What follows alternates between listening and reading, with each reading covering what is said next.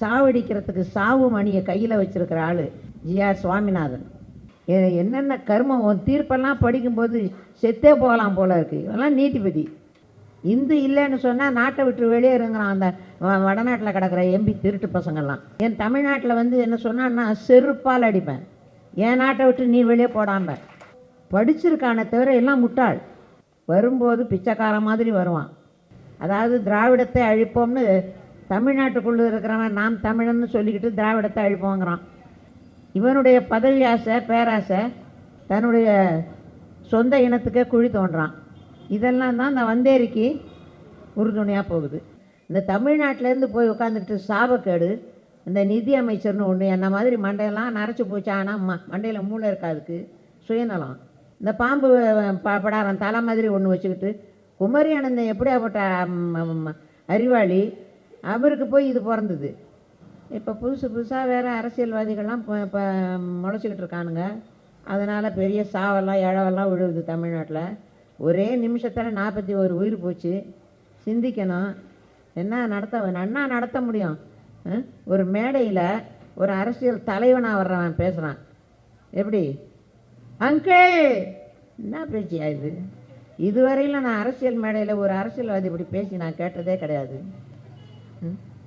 என்ன பேச்சு இது? அவன் சினிமாவில் என்ன பண்ணானோ அதே மேடையில் பண்ணுறான். ஒரு 2 வருஷத்துக்கு முன்னால் இந்த பீகார் ஒரிசாவிலேருந்து வந்தானே சோத்துக்கு வழி இல்லாமல் எச்சி ராஜான்னு ஒருத்தான். அவன் ஜோசப்னு சொல்லிகிட்டு இருந்தான். இப்போ அவர் பேரை முழுமையாக சொல்லி அவர் கட்சிக்கு வரணுங்கிறான். என்ன ஒரு மானங்கட்ட ஒரு அரசியல் இது.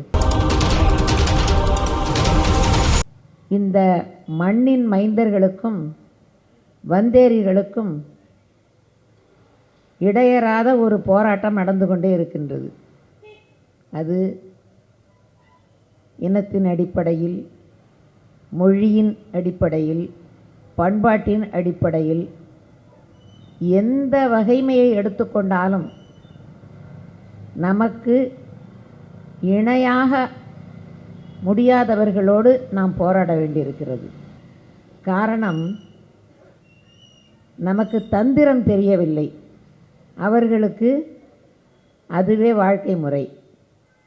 அதனால்தான் நாம் 97% இருந்தாலும் அவர்கள் 3% இருந்தாலும் நம்மோடு சரிக்கு சரியாக, ஏன் இன்னும் சொல்லப்போனால் நம்மை விட அதிக வீரியத்தோடு நம்முடன் போராடுகிறார்கள். நம் மக்கள், நம் இனத்தார், அதாவது பண்பாட்டிலும் மொழியிலும் இனத்திலும் வேறுபட்டவர்களிலிருந்து நம்மோடு உடன்பட்டவர்களை நம் இனத்தார் என்று நாம் சொல்லலாம். வள்ளல் பெருமான் அப்படித்தான் சொல்வார். அப்படிப்பட்ட நாம் எதையுமே ஒரு மெத்தாதித்தனம் என்று சொல்லக்கூடிய, அது பொறுமையோ அது என்ன அழவோ தெரியலை. எவன் எதை கேட்டாலும் கொடுத்துறதுங்கிற ஒரு மனப்பான்மை. வரும்போது பிச்சைக்கார மாதிரி வருவான். கொஞ்ச நாளில் அவனுடைய தோற்றம் நமக்கும், நம்முடைய சொத்தெல்லாம் அவனுக்கும் போயிடுது. இப்போ கூட 1.5 கோடி பேர் வந்திருக்கிறான் தமிழ்நாட்டில். அடுத்த மணிப்பூரா, இல்லை அடுத்த திரிபுராவா, இல்லை நம்ம தமிழ்நாடு அடுத்தபடியாக என்ன நிலைமைக்கு ஆளாக போகுதுன்னு தெரியலை. இந்த சென்னையில், குறிப்பாக வட சென்னையில் தமிழனுக்கு சொந்த வீடே கிடையாது. இந்த நிலை ஆட்சியாளர்கள் தமிழ் பற்றாளர்களாக இருக்கிறார்களோ இல்லையோ, இந்த மண்ணின் மீதாவது கொஞ்சம் பற்று இருக்கலாம். இருந்தால் அந்த நடுவண் அரசு நீட்டிய இடத்துல கையெழுத்து போட்டு எவன் வேணா அந்த நாட்டுக்குள்ளே வரலாம், படிப்பு தேவையில்லை, தமிழை படிக்க வேண்டாம், உத்தியோகத்தில் அமரலாம், ஓபிஎஸ் மாதிரி கையெழுத்து போட்டு உட்காந்துருக்க மாட்டோம். ரொம்ப கொடுமையான ஒரு நிலை என்னென்னா, ஆட்சியாளர்கள் ஆட்சி கட்டிலில் அமர்வதற்கு முன்பாக பேசுகின்றது ஒரு பேச்சு. அந்த நாற்காலியில் போய் உட்கார்ந்த உடனே இவங்களுக்கு பேராசை, பதவி ஆசை, பண ஆசை எல்லாம் என்ன செய்து சுயநலத்தில் கொண்டு போய் விடுது. நான் யாரையும் குறிப்பிட்டு சொல்லலை. அவன் பேசுகிற பேச்சு நான் பேச மாட்டேன். அதாவது திராவிடத்தை அழிப்போம்னு தமிழ்நாட்டுக்குள்ளே இருக்கிறவன் நாம் தமிழன்னு சொல்லிக்கிட்டு திராவிடத்தை அழிப்போங்கிறான். இந்தியா முழுவதும் ஒரு முறை சுற்றுப்பயணம் செய்து பார்த்தா தெரியும். இந்த திராவிட கட்சிகளால் தான் இந்த தமிழ்நாடு இந்த அளவுக்காவது இருக்குதுங்கிறது. இவனுடைய பதவி ஆசை, பேராசை, தன்னுடைய சொந்த இனத்துக்கே குழி தோன்றான். இதெல்லாம் தான் இந்த வந்தேரிக்கு உறுதுணையாக போகுது. திருப்பரங்குன்ற விஷயங்கிறது ஒரு திடீர்னு ஏற்பட்ட ஒரு செய்தி கிடையாது. இது நீண்ட நாள் திட்டமிட்டு ஆலோசனை பண்ணி, தவறாக நினைக்க வேண்டாம். நான் 1980, 82 எல்லாம் ஆர்எஸ்எஸோட தொடர்பில் இருந்தேன். விஸ்வ இந்து பரிஷத்தில் உறுப்பினராக இருந்தேன். இந்து முன்னணியில் பேச்சாளராக இருந்தேன். அதனால் அவர்கள் என்ன செய்வார்கள் என்பது எனக்கு தெரியும். எந்தெந்த வழியை கையில் எடுப்பார்கள் என்பது எனக்கு தெரியும். இன்றைக்கு நேற்றைக்கு அல்ல, அவர்கள் காலமாக தந்திரமாக செயல்படுபவர்கள். அந்த அடிப்படையில் இந்த தமிழ்நாட்டில் இருக்கிற தர்கா, மசூதி எல்லாமே எல்லா இதுவும் அந்த இங்கே உள்ள இஸ்லாமியர்களுக்கு தெரியுதோ தெரியலையோ அவங்களுக்கு விரல் நுனியில் வச்சுருக்காங்க. அவங்க கணக்கு எத்தனை இருக்குது, அதை எப்படி அணுகணும், எப்படி அதை அழிக்கணும், எல்லா திட்டங்களும் அவங்கக்கிட்ட இருக்குது. அந்த வகையில் தான் அந்த மனுவை ரவிக்குமார் கொஞ்சம் கூட ஒழுக்கமோ உண்மையோ நேர்மையோ இல்லாத ஒரு மனிதன். அவன் அந்த மனுவை போட்டிருக்கான். அதுக்கு தீர்ப்பு, அதாவது நீதியை சாவடிக்கிறதுக்கு சாவு மணியை கையில் வச்சிருக்கிற ஆள் யார்? ஜிஆர் சுவாமிநாதன். மக்களுடைய வரி பணத்தில் சம்பளம் வாங்குற, எல்லா மக்களையும் நீ பொதுவாக பார்க்கணும். எப்படி உன்னுடைய தனிப்பட்ட விருப்பத்தை நீ எப்படி ஒரு சட்ட நகலை நீ ஏற்றலாம்? என்ன தீர்ப்பு அது? இந்த தமிழ்நாட்டில் இல்லை, இந்தியா முழுவதும் இந்த ஆர்எஸ்எஸ் நீதிபதிகள் ஆயிரக்கணக்கில் இருக்கலாம். சுப்ரீம் கோர்ட்டுக்கு போனாலும் சரி, இங்கே தமிழ்நாட்டில் ஹைகோர்ட்டாக இருந்தாலும் சரி, எங்கே பார்த்தாலும் இந்த ஆர்எஸ்எஸ் நீதிபதிகள் தான். பெயரை குறிப்பிட்டு என்னால் சொல்ல முடியும். எந்த தீர்ப்பையும் நீங்கள் முதல்ல ஒரு வழக்கில் ஒரு தீர்ப்பு சொல்கிறாருன்னா நீதிபதியை படிங்க, யார் தீர்ப்பு சொல்கிறான்னு. உடனே அந்த வழக்கினுடைய தன்மை உங்களுக்கு புரிஞ்சிடும். ஆள் யார், தீர்ப்பு சொல்கிற ஆள் யாருன்னு படிங்க. ஜெயச்சந்திரனா, சுவாமிநாதனா, சுப்பிரமணியனா, அப்படி பாருங்கள். பார்த்தோன்னே அந்த வழக்கு என்ன ஆகணும்னு நீங்கள் கண்டுபிடிச்சிடலாம். இப்படியெல்லாம் நீதிபதிகள் இருந்தால் நாட்டில் நீதி இருக்குமா? ஒரு மதத்துக்கு எப்படி நீ சார்பாக இருக்கலாம்? மதத்துக்கு எப்படி ஒரு மதத்துக்கு எப்படி நீ குறிப்பிட்ட ஒரு மதத்துக்கு எப்படி சார்பாக இருக்கலாம்? இல்லாத ஒன்று. அந்த தூணில் தான் அது தீபத்தூண்னு எந்த காலத்தில் இருந்தது? இங்கே அந்த வழக்குரைஞர் வந்திருக்காருல்ல, அவருக்கு எல்லா விவரமும் தெரியும். அவரோட நான் தெளிவாக பேசிட முடியாது. நான் இந்த செய்தித்தாளில் படிக்கிறதையும் அந்த தொலைக்காட்சியில் பார்க்குறதையும் வச்சு தான் நான் பேச முடியும். ஆனால் அவர் நேரடியாக அதில் தொடர்பில் இருக்கார். அதனால் அது என்னை விட மிக தெளிவாகவும் உண்மை நிலை என்னங்கிறதையும் சொல்லுவார். நான் படித்ததை மட்டும்தான் பேசுகிறேன். அது படித்ததை ஏன் பேசுகிறேன்னா மனக்கொதிப்பில் நான் பேசுகிறேன். எனக்கு விவரங்கள்லாம் சரியாக தெரியும்னு நான் சொல்லலை. எனக்கு ஏற்படக்கூடிய மனக்கொதிப்பில் நான் பேசுகிறேன். என்ன அநியாயா, இல்லாத ஒன்றை அவன் ஒரு தனி மனிதன், அவனுக்கு ஒன்றுமே கிடையாதுயா. அவன் கல்வியும் கிடையாது, ஒழுக்கமும் கிடையாது, உண்மையும் கிடையாது. அப்படியாப்பட்ட ஒருத்தன் அவன் ஒரு மனு போட்டிருக்கான். அதுக்கு ஒரு நீதிபதி நீ இப்படி எச்சி அலையில் போய் உருளுங்கிற என்னென்ன கர்மம்? உன் தீர்ப்பெல்லாம் படிக்கும்போது செத்தே போகலாம் போல இருக்குது. இதெல்லாம் நீதிபதி. எவ்வளோ ஒரு மூடத்தனமான தீர்ப்பு, எவ்வளோ ஒரு மூடத்தனமான கருத்து. இதை எத்தனை காலம் இந்த மக்கள் கேட்டுக்கிட்டு இருக்க போகிறாங்க, பார்த்துக்கிட்டு இருக்க போகிறாங்க, பொறுத்துக்கிட்டு இருக்க போகிறாங்க? நம்முடைய வரிப்பணையா அவங்களுக்கெல்லாம் சம்பளம் நாம் கேட்குறது.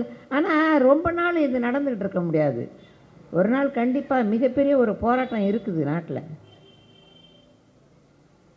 மோடியும் அமித்ஷாவும் உயிரோடு இருக்கும்போதே நடக்கணும் இது. ஹிட்லர் கோயபல்ஸுக்கு நடந்த மாதிரி ரொம்ப நாள் நடக்க முடியாது. மக்கள் வந்து தெளிவு அடைகிறாங்க. ஆனால் ஏனோ தெரியவில்லை, ஒரு ஒரு கொதி நிலையை அவங்க அடையலை. பொறுமையாக இருக்கிறாங்களா இல்லை பயந்துருக்காங்களா எனக்கு தெரியல. எனக்கு 81 வயது ஆகுது. எனக்கு இருக்கக்கூடிய அந்த ஆதங்கங்கள் என் மக்களுக்கும் இருக்கும். இருந்த போதிலும் ஏதோ பொறுமையை பண்பாட்டை கடைபிடிக்கிறார்கள்னு நான் நினைக்கிறேன். அப்படி என்ன நான் சமாதானப்படுத்திக்கிறேன் என்ன. ஆனால் இந்த நிலையை நான் விரும்பலை. என் மக்கள் இப்படியே பொறுமைன்னு இருந்துக்கிட்டு இருந்தா இவனுங்க தான் வாழ்வான், நம்ம வாழ முடியாது. இது இஸ்லாமிய மக்கள் அதிகமாக இருக்கக்கூடிய இடம் போல் தெரியுது. அவர்களெல்லாம் வந்து இன்றைக்கு ஏதோ ஒரு அச்சத்தோடே வாழ்ந்துக்கிட்டு இருக்காங்க. நமக்கு ரொம்ப ரொம்ப வேதனையாக இருக்குது அந்த நிலையை பார்க்கும்போது.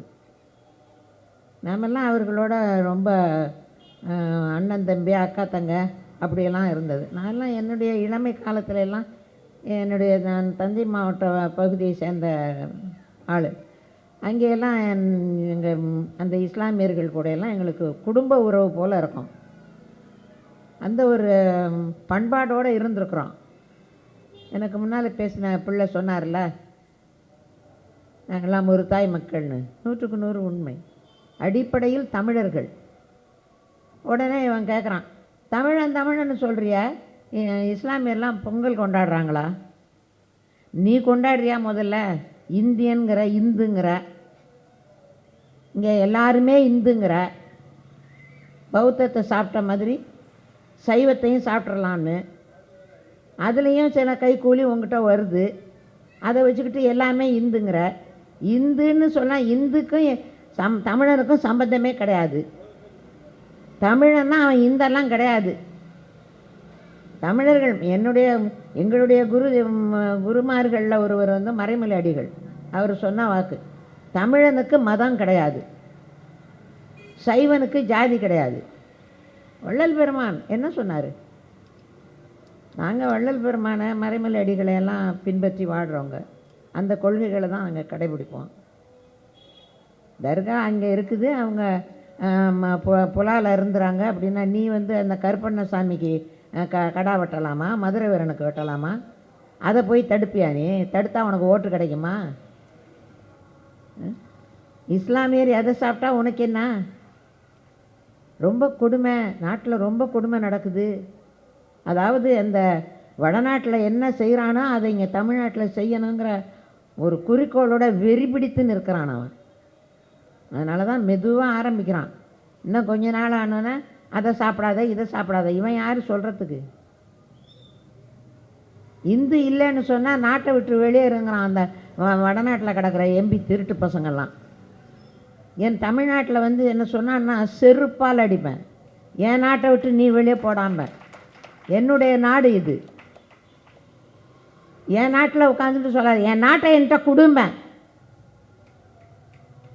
அந்த நிலைக்கு நம்ம தள்ளுறான். தள்ளி தான் இந்த இந்தியாவில் உள்ள மாநிலங்களை எல்லாம் மணிப்பூராக்க பார்க்குறான்.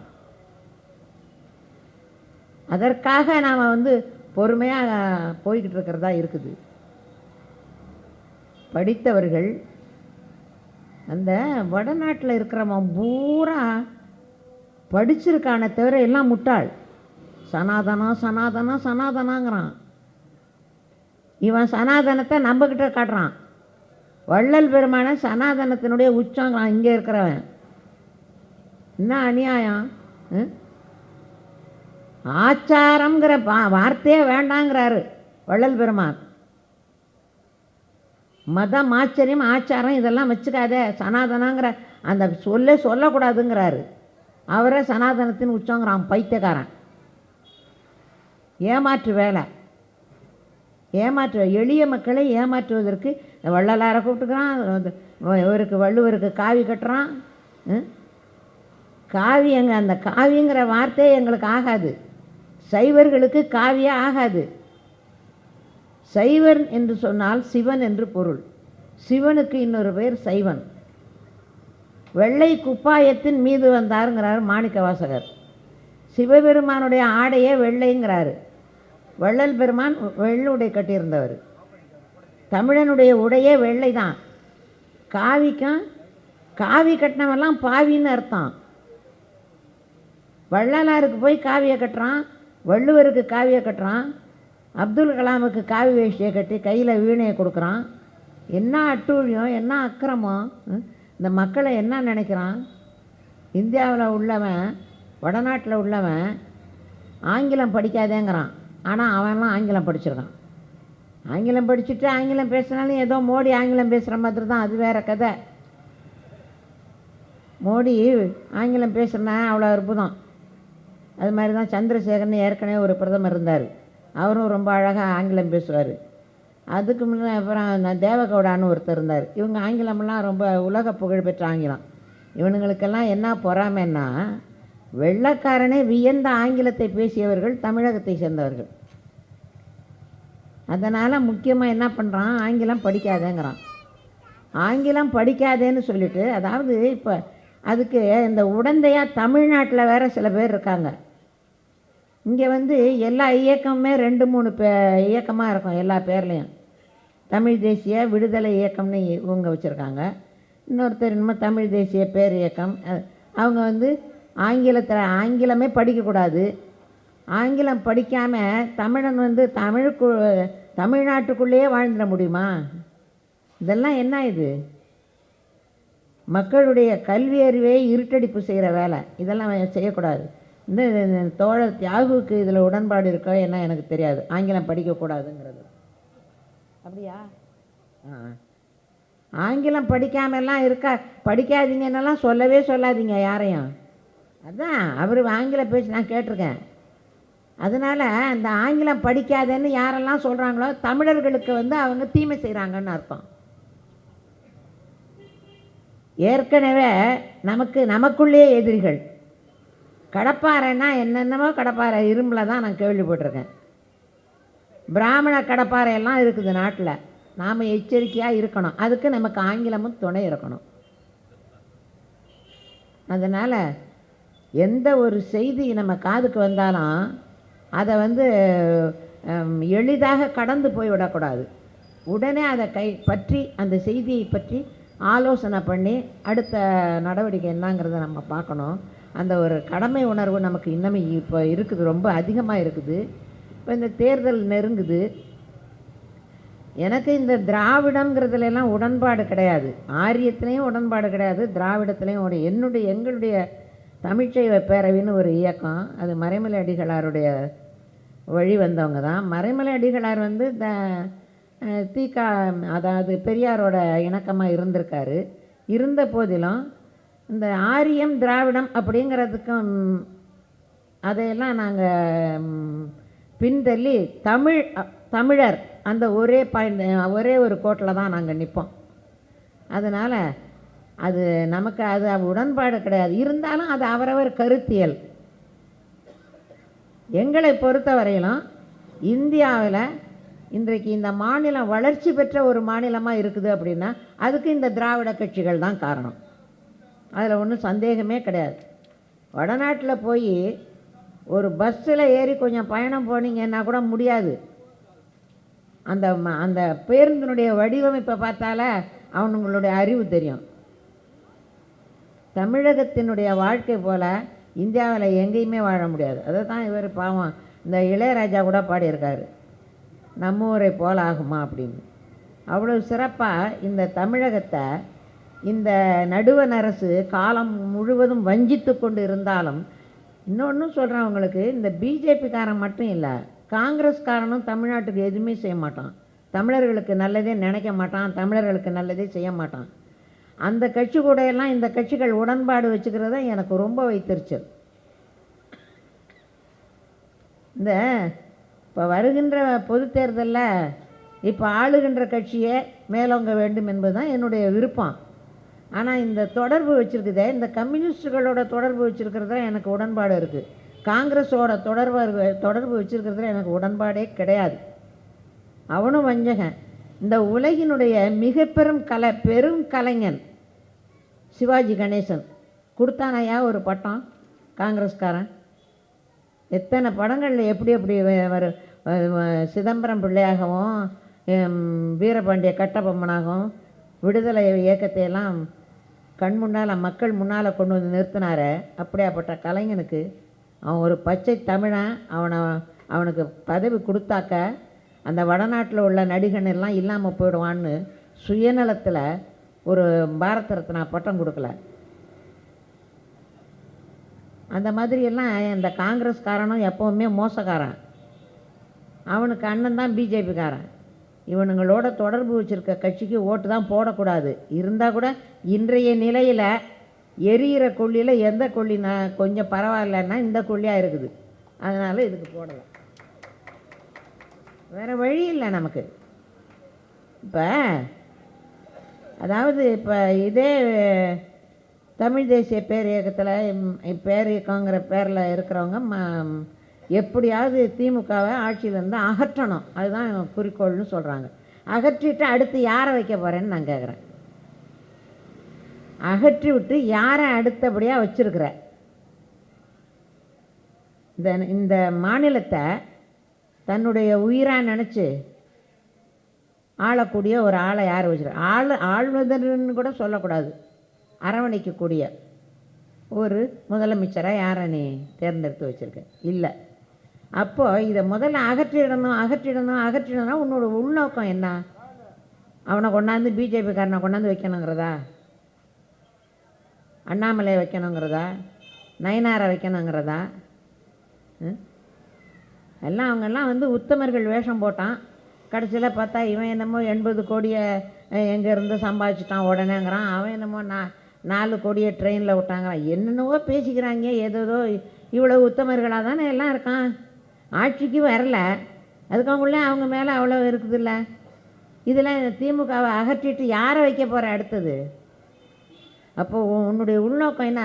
தமிழனுங்கிற பேரில் நீ இருந்துக்கிட்டு தமிழனுக்கே நீ கெடுதல் நினைக்கிற.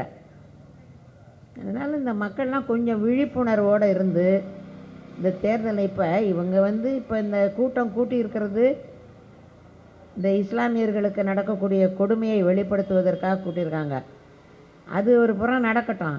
ஆனால் நான் எனக்கு 81 வயசாகுது. நான் இன்னும் எவ்வளோ காலம்னு எனக்கு சொல்ல முடியாது. அதற்குள்ளாக இந்த மக்களுக்கு ஒரு விழிப்புணர்வு என்ன அப்படின்னாக்க, இந்த தேர்தல் தான் அந்த ஒரு ஓட்டு தான் இருக்கிறது. அதுலேயும் பாதி பிடுங்கிட்டான், மீதி இருக்கிற மக்கள் இப்போ அடுத்தும் இந்த ஆட்சிக்கே ஒரு ஓட்டு அளித்து கொஞ்சம் நம்மளை காப்பாற்றிக்கிற வழியை பார்க்கணும். எனக்கு தேர்தல் பிரச்சாரம் பண்ணுறதுக்காக இவங்க கூப்பிடலை, எனக்கு தெரியும். இருந்தால் கூட நான் அந்த உரிமையை எடுத்துக்கிட்டு பேசுகிறேன்.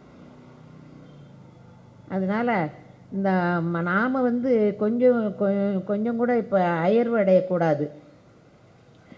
எந்த வகையிலையாவது நம் மக்களுக்கு நாம் விழிப்புணர்வு ஏற்படுத்தக்கூடிய கட்டாயத்தில் இருக்கிறோம்.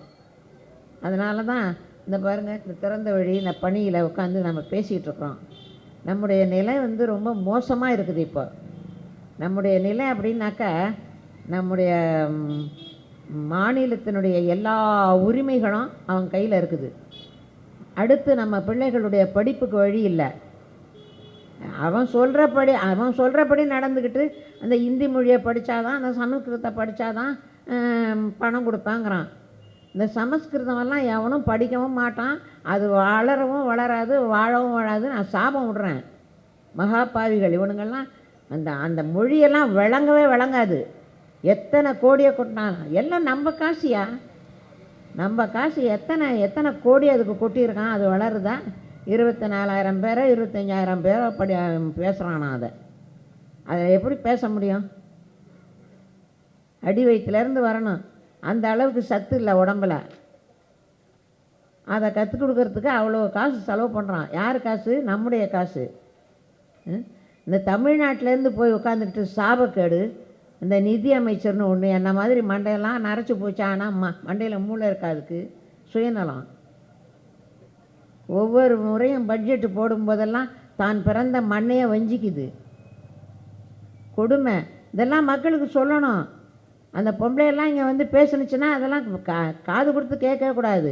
தமிழ்நாட்டினுடைய சாபக்கேடு.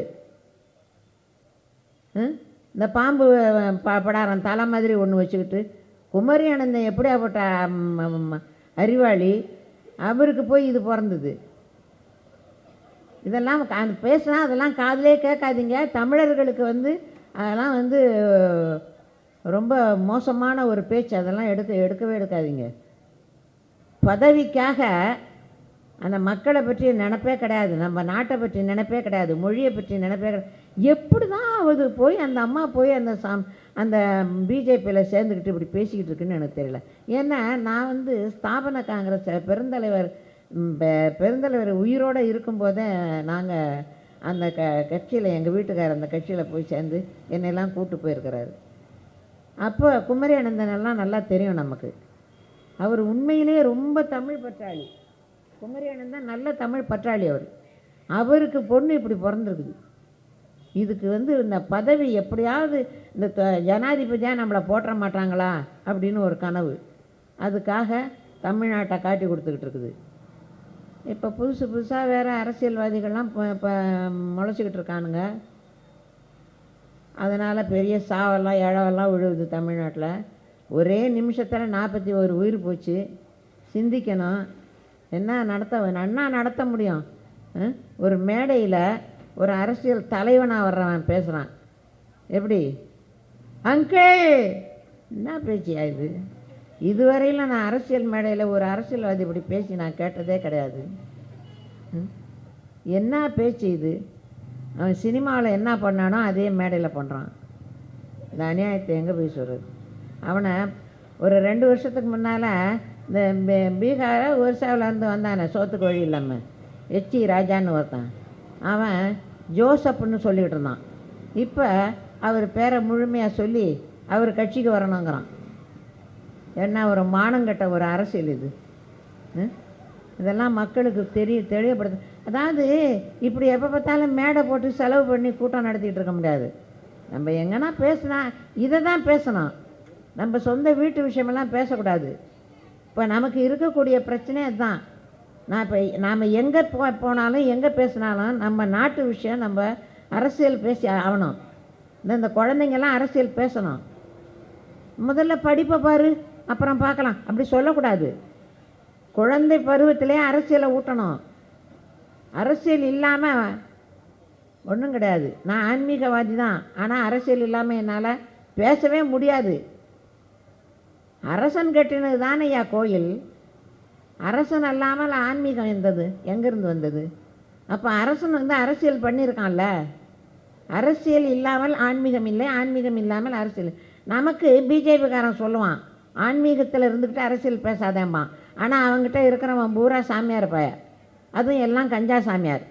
அவன்லாம் அரசியல் பேசுவான். நாமெல்லாம் அதெல்லாம் கண்ணாலே பார்த்ததில்ல. நம்மள அரசியல் பேசக்கூடாதுங்கிறான். நான் உயிர் உள்ள வரையிலும் பேசுவேன். இவனுங்க செய்கிறதெல்லாம் நான் சொல்லுவேன். நான் எங்கே போனேன் கோயிலில் உட்காந்து அதை தான் பேசுகிறேன். நான் ஒரு கோயில் வச்சுருக்கேன், சிவன் கோயில், தமிழ்ச்சைவ பெருமான் அப்படின்னு பேர். இறைவன் சிவபெருமானுக்கு நான் வச்சுருக்கிறது தமிழ்ச்சைவ பெருமான், தமிழ்ச்சைவ பெருமாட்டி. அந்த கோயிலில் எல்லாமே தமிழில் தான் நடத்திக்கிட்டு இருக்கிறேன். இந்த பாப்பானை எல்லாம் உள்ளே விடுறது கிடையாது. சமஸ்கிருதமும் உள்ளே வர, சமஸ்கிருதம் செத்து போன மொழி, அது கருவறைக்குள்ளே வரக்கூடாது. பாப்பான் தீட்டு, அவனை கருவறையில் விடக்கூடாது. அதனால் எல்லாமே நானே செய்துக்கிட்டுருக்கேன், பெண்களே செய்துக்கிட்டுருக்குறோம். அதனால் என்னுடைய தமிழ் பணி அது. அதனால் நான் வந்து அங்கே பேசுகிறது, அதாவது தேவாரம் திருவாசகம் தான் நான் படிக்கிறேன். படிக்கும்போது அந்த தேவாரம் திருவாசகம் திருவருட்பாவில் முழுக்க முழுக்க தமிழ் தான் இருக்குது. முழுக்க முழுக்க தமிழ் தான். தமிழும் எப்படி இருக்குது அப்படின்னா ஜாதி மதம் இல்லைன்னு இருக்குது. எங்கேயாவது தேவாரத்தில் திருவாசகத்தில் இந்து மதம்னு இருக்குதா? எங்களெல்லாம் எப்படி நீ இந்துன்னு சொல்லுவேன்? ஒரு வார்த்தை கூட இல்லையே. இந்துன்னு முதல்ல மதம்ங்கிற சொல்லே அதில் இல்லையா. தேவாரம் திருவாசகத்தில் மதம்ங்கிற சொல்லே இல்லை. வள்ளல் பெருமான் என்ன சொல்கிறார், மதமான பேய் பிடியாது இருக்க வேண்டும்ங்கிறாரு. அப்படி இருக்கும்போது இந்த இந்துங்கிற வார்த்தையை வச்சு நம்மளை ஏமாற்றக்கூடாது. அதனால் நான் சாதாரணமாக கோயிலுக்கு போய் விளக்கை ஏற்றிட்டு பூசை நான் முடிச்சுட்டு உட்கார வச்சு பேசுகிறது அரசியல் தான். அரசியல்லையும் இவன் யார், இந்த இந்துங்கிறவன் யார், சித்பவான் பிராமணன் யார். அதாவது இந்துவில் பிராமணர்கள் இருக்கானுங்கள்ல, பிராமணன்னு, அதில் இந்த சித்பவன் பிராமணன் தான் அதுவன், இந்த அமித்ஷா. இந்த பெரியார் சொன்னார்ல, பாம்பை பார்த்தாலும் பாப்பானை பார்த்தாலும் முதல்ல பாப்பானை அடித்து கொள்ளணும்.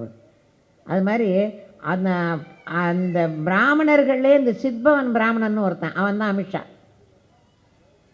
அவன் உயிரோடு இருக்கிற வரையிலும் இந்தியாவுக்கு கெடுதல் ரொம்ப. 2 தடவை கொரோனா வந்துச்சு, தப்பிச்சுக்கிட்டான்.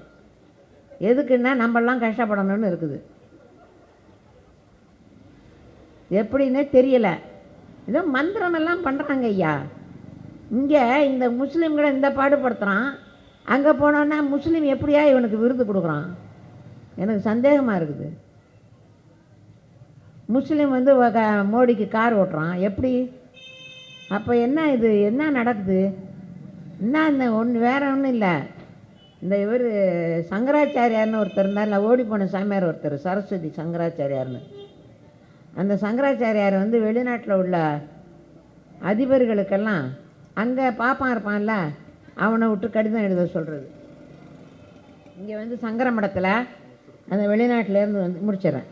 வெளிநாட்டிலேருந்து வர்றவெல்லாம் இவன் சங்கர மடத்தில் சங்கரரை கும்பிடணும். அவர் சேரில் உட்காந்துருப்பார். நம்ம வெங்கட்ராமன் ஜனாதிபதி, இந்திய ஜனாதிபதி கீழே உட்காந்துருப்பார். அது மாதிரி வெளிநாட்டிலேருந்து வர்ற பிரதமரும் கீழே உட்காரணும். அதை ஃபோட்டோ எடுத்து போட வேண்டியது தினமணியில். தினமணி, இது சுதேசமித்திரன், இந்து, இதெல்லாம் இந்த மாதிரி. இது காலத்துக்கு இப்படியெல்லாம் நடந்துக்கிட்டு இருக்குது. இந்த நம்ம மக்களுக்கு தெளிவுபடுத்தணும், விழிப்புணர்வு ஏற்படுத்தணும்.